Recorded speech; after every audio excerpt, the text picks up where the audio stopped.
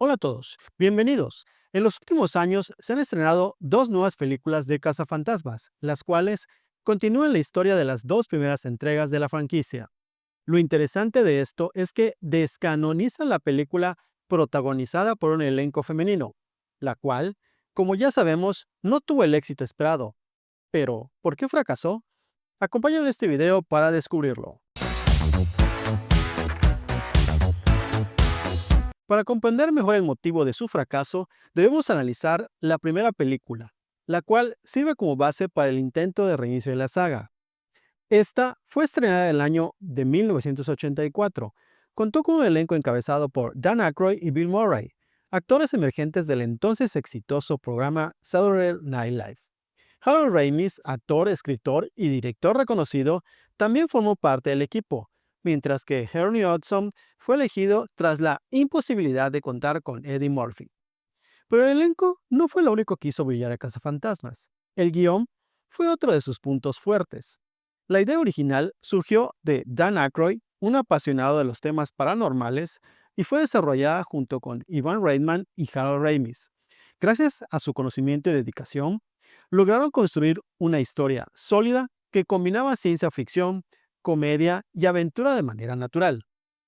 En resumen, Cazafantasmas de 1984 triunfó gracias a dos pilares fundamentales: un elenco de alto nivel y un guión bien trabajado. El proyecto de una tercera entrega de la saga estuvo en desarrollo desde 1989, pero la falta de compromiso de Bill Murray y posteriormente el fallecimiento de Harold Ramis en 2014 llevaron a los estudios a optar por un reinicio con un elenco renovado. Hasta este punto, no había nada que diera pistas o supusiera un fracaso del nuevo proyecto.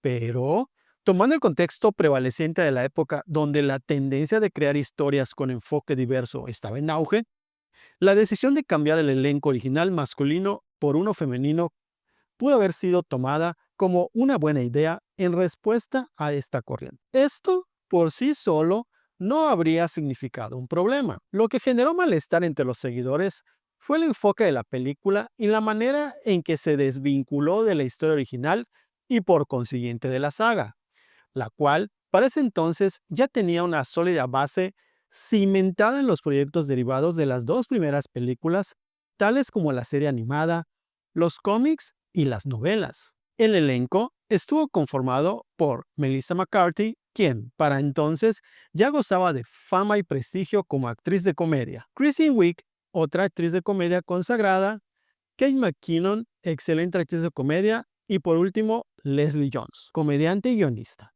Las tres últimas provenientes también del aún famoso programa Saturday Night Live. A ellas se sumó el actor Chris Hemsworth, quien ya había alcanzado la fama gracias a su papel en el universo cinematográfico de Marvel. Aunque el talento de esas actrices nunca estuvo en duda, la química y el impacto de este reparto no alcanzaron el nivel del original. No cabe duda que todos los actores y actrices involucrados en ambos proyectos tenían la capacidad histriónica para interpretar cualquier papel, dejando claro que el verdadero problema de la película no fue el elenco, sino la historia. Para entenderlo mejor, analicemos el guión de cada una. En la primera película, los personajes fueron creados con base en una lógica clara. Inicialmente tenemos a tres doctores expertos en el área paranormal, dos de ellos dedicados a su estudio del ambiente espectral y otro en el ambiente físico. Prueba de ello lo tenemos en la primera escena, donde tanto Egon como Ray se encuentran investigando una aparición fantasmal en la biblioteca pública. Mientras tanto, en otra escena vemos un estudio de telepatía realizado por Peter Beckman. En ambas escenas se nos presentan de manera clara las personalidades de los tres protagonistas, determinando el tono de la película entre el terror, la acción y la comedia de una manera natural. Es importante mencionar que, si bien la película se considera dentro del género de comedia en parte por sus protagonistas, esta se presenta de manera fluida y consistente. Analizando los personajes, tenemos que las personalidades de los cuatro cazafantasmas están bien cimentadas. Egon representa el tono serio y fuerte, No por nada, las siguientes películas se basan en él y su familia.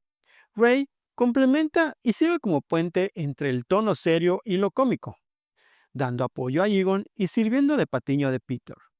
Por otro lado, Peter aporta la parte cómica, presentando la personalidad irreverente, reflejo de la personalidad del actor. Por último, tenemos a Winston, quien representa al espectador, el cual, sin saber del tema, le interesa y forma parte, aplicando un tono serio. Esto nos deja claro el equilibrio de los roles, con dos personajes centrados en un tono serio y dos en un tono cómico. Otro punto clave fue el villano de esta primera película, el cual tiene un trasfondo mitológico interesante, presentado de forma correcta y congruente, ofreciendo rasgos creíbles, siendo este un semidios que regresa cada cierto tiempo para intentar apoderarse del mundo. En general, toda la historia y personajes crean un universo que podemos considerar real y, sobre todo, interesante. Tenemos un correcto desenvolvimiento, el conflicto se nos muestra de forma balanceada entre la acción y la comedia, culminando con un tercer acto con un cierre y resolución justos. En cambio, la película de 2016 apostó por un enfoque completamente cómico, perdiendo el equilibrio que hizo que la original destacara. El guión, el cual, a diferencia del primero, fue realizado por el famoso escritor Paul Feig, quien, si bien tenía bajo sus manos exitosas series como Arrested Development, Rockefeller Plaza y Mad Men, en todas ellas, a excepción de Mad Men, lo principal es lo cotidiano y cómo esto provoca situaciones cómicas, dejando en claro que su zona de experiencia no es la ciencia ficción ni tampoco lo paranormal, presentando un guión más orientado hacia lo personal y lo simple. Es claro que la parte de ciencia ficción la basó en clichés y muy seguramente en la primera película. Aun cuando no se quiera, existen las comparaciones de cada contraparte, pero es importante aclarar que estas comparaciones son lo más cercanas a lo posible, ya que, de primera mano, en la versión de 2016 no existe una definición clara de los roles de cada cazafantasmas. Si bien se puede apreciar un intento, este se pierde al tener a las cuatro protagonistas en tono cómico. En la primera es muy claro el tono serio que aportan Egon y Winston, los cuales no se salen de su rol, así como sus compañeros Ray y Peter, que tienen los roles cómicos. Sus contrapartes no tienen esa definición. Tenemos primero a Avi y Erin, a quienes podemos considerar las contrapartes de Egon y Ray. Aun cuando en un inicio Erin aportaba un rol serio, este se pierde en el momento en que se ve involucrada en situaciones cómicas. Por otro lado, tenemos a Avi, interpretada por Melissa McCarthy, quien, si bien pudiera considerarse la contraparte de Ray, su personaje cae en el pastelazo al presentarla en, igualmente, situaciones muy cómicas, a diferencia de Ray, quien, si bien se ve involucrado en esas situaciones, se maneja de manera sutil y que no impacta la trama. Continuando, tenemos a Holtzman, interpretada por Kate McKinnon. Este personaje es una mezcla entre Egon y el Pato Lucas, cayendo en la sátira. Como único punto a favor es su profesión de ingeniera, con la cual se justifica la creación de los artefactos. Por último, tenemos a Leslie John en el papel de Patty, el cual podemos decir es la contraparte de Winston, pero solo por el hecho de ser de ascendencia afroamericana. Por lo demás, su rol es completamente diferente, aportando solo situaciones cómicas sin una pizca de seriedad. Es claro que todos los personajes caen en la comedia, desequilibrando todo y volviendo la trama casi puramente cómica.